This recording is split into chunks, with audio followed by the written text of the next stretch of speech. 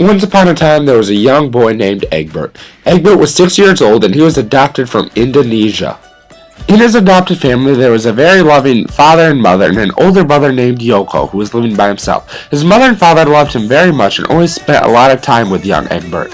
Egbert loved to play with his parents all day long, especially his mother, because she was a stay-at-home mom who would just take care of him. Then one day, Egbert got some news.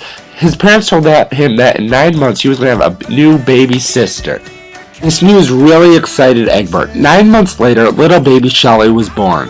But Egbert soon realized that having a younger baby sister wasn't going to be as much fun as he thought.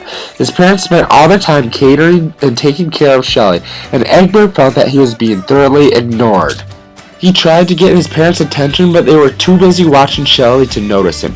Egbert started getting really angry at Shelley. He would physically hurt his sister to keep her quiet so he could get more attention.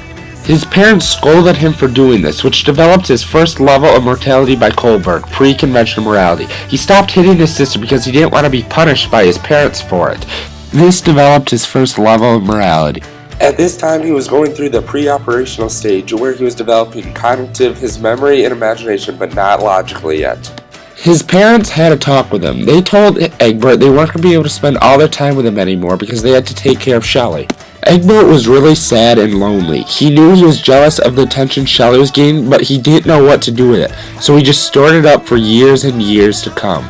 As they grew up, their rivalry affected their development and their growth. Egbert was going through Erik Erikson's stage of autonomy versus shame and doubt when the child asked, "Is it okay to be me?"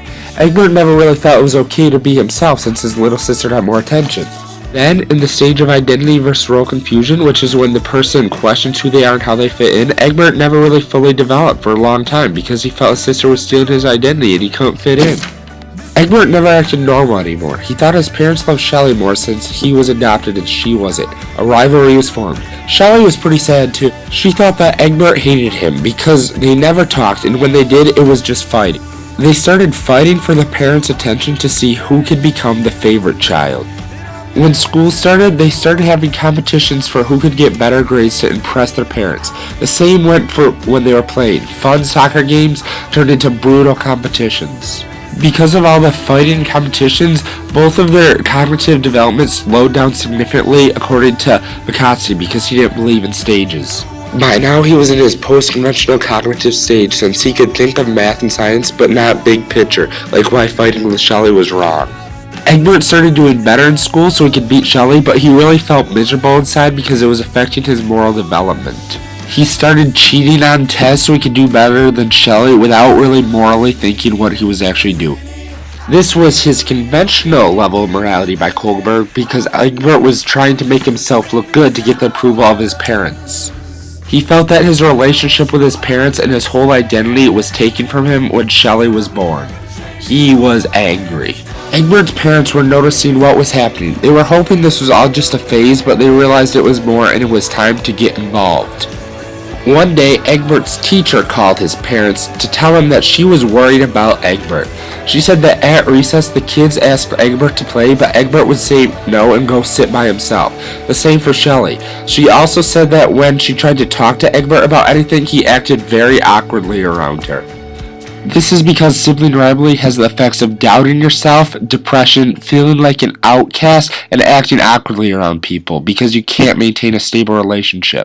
Egbert was in a terrible place in his life, but then one day his parents had a talk with him. They asked him what he felt about Shelley and he said nothing.